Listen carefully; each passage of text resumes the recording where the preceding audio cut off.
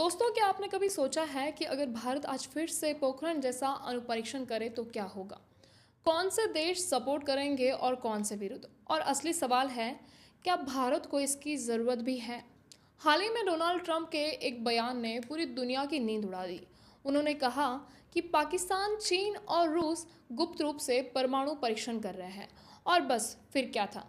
दुनिया भर के डिफेंस एक्सपर्ट के रडार पर भारत भी आ गया। देखो, कोल्ड वार को ख़त्म हुए 30 साल हो गए, पर न्यूक्लियर रेस कभी ख़त्म नहीं हुई।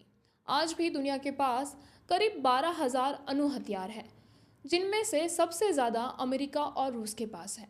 लेकिन असली चिंता का कारण है रीजनल पावर, जैसे चीन, पाकिस्तान, नॉर्थ कोरिया और ईरान। 2023 से सैटेलाइट इमेजेस में चीन के शियाजिंग इलाके में नए टनल्स और अंडरग्राउंड लैब्स दिखे हैं, जिनका आकार 1990s के टेस्ट साइट जैसा था। पाकिस्तान में भी बलूचिस्तान इलाके में बार बार संदिग्ध भूकंपीय गतिविधियां दर्ज की गई। इन्हीं रिपोर्ट्स पर ट्रंप ने एक बड़ा बयान दिया और अब भारत के लिए ये सवाल खड़ा हो गया है, क्या हमें भी तैयारी की मोड में आना चाहिए? भारत ने हमेशा न्यूक्लियर वेपन को रक्षात्मक शक्ति के रूप में देखा है।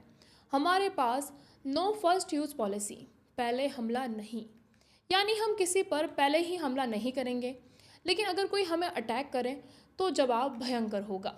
हमारा अनुमानित अणुभंडार करीब 160-170 वार हेड्स का है और लॉन्च करने की क्षमता ज़मीन, हवा और समंदर तीनों से है।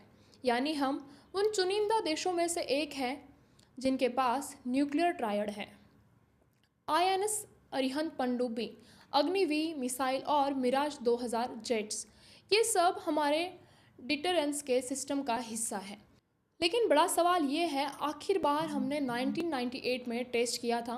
27 साल बाद टेक्नोलॉजी बदल चुकी है। क्या हमारे हथियार आज भी उतने सक्षम हैं?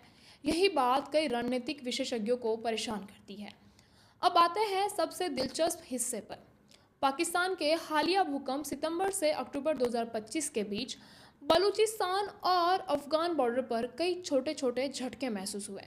लेकिन जियोलॉजिकल सर्वे की रिपोर्ट के मुताबिक इनमें से कुछ झटके बहुत ही उथल थे, जो प्राकृतिक भूकंप के पैटर्न से मेल नहीं खाते।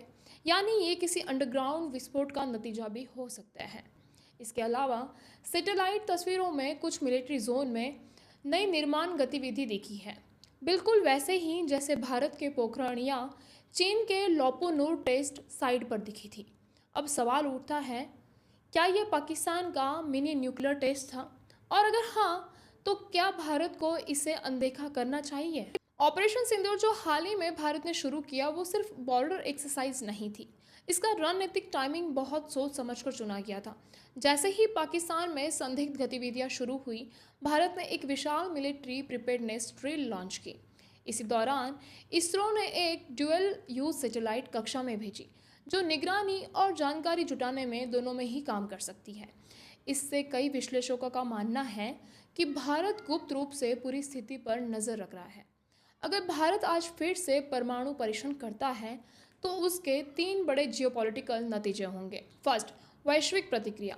अमेरिका, जापान और यूरोप तुरंत विरोध करेंगे, क्योंकि 1998 के बाद भारत ने सीटीपीटी यानी परमाणु परीक्षण प्रतिबंध संधि पर हस्ताक्षर नहीं किए, लेकिन नैतिक रूप से उसे मानता रहा। इसलिए नया टेस्ट अंतर्राष्ट्रीय भरोसे को हिला सकता है। सेकेंड, चीन पाकिस्तान गठजोड़। दोनों तुरंत अपने परीक्षण को रक्षात्मक जवाब बताकर सही ठहराएंगे, जिससे दक्षिण एशिया फिर से हथियारों की दौड़ में कूद जाएगा। 3, रणनीतिक प्रभाव।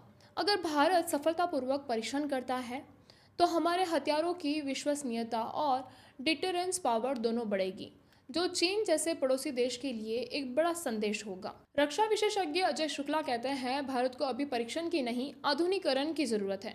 डीआरडीओ के पूर्व प्रमुख वी के सारस्वत के अनुसार भारत के पास कंप्यूटर सिमुलेशन बेस्ड टेस्टिंग की क्षमता है, जो वास्तविक परीक्षण जितनी प्रभावी हो सकती है। मतलब अब जरूरी नहीं है कि भारत जमीन के नीचे धमाका करे, पर क्षमता बनाए रखना बहुत जरूरी है। इसलिए सरकार सीधे परीक्षण करने से पहले हाई यील्ड सिमुलेशन प्रोजेक्ट चला सकती है, ताकि टेक्नोलॉजी अपडेट हो पर ग्लोबल इमेज सुरक्षित रहे। देखो, दुनिया में सबसे खतरनाक देश वो नहीं होता जिसके पास सबसे ज़्यादा हथियार हो, बल्कि वो जो हथियार रखते हुए भी संयम दिखाए। भारत की नीति हमेशा यही रही है, शक्ति भी चाहिए, शांति भी। और यही कारण है कि भारत को जिम्मेदार परमाणु शक्ति माना जाता है। लेकिन अगर पाकिस्तान या चीन गुप्त परीक्षण करते हैं, तो भारत का धैर्य भी सीमित है। तो आखिर नतीजा क्या निकला? ट्रंप का बयान आधा राजनीति आधी सच्चाई, पाकिस्तान के परीक्षण आधे भूकंप आधे सवाल, और भारत अब वेट एंड वॉच मोड में है। हो सकता है आने वाले महीनों में आपको पोखरण 3 जैसा नाम फिर से सुनाई दे, या फिर भारत की कूटनीतिक तरीके से पूरा खेल पलट दे। भारत ने हमेशा अपनी शक्ति को जिम्मेदारी से संभाला है, और शायद यही कारण है जब दुनिया डरती है तो भारत सोचता है और फिर सही वक्त पर वार करता है। आपका क्या मानना है? क्या भारत को फिर से परमाणु परीक्षण करना चाहिए या कूटनीति से दबाव बनाना चाहिए? नीचे कमेंट में बताएं, क्योंकि ये बहस सिर्फ एक देश की नहीं, पूरे दक्षिण एशिया के भविष्य की है।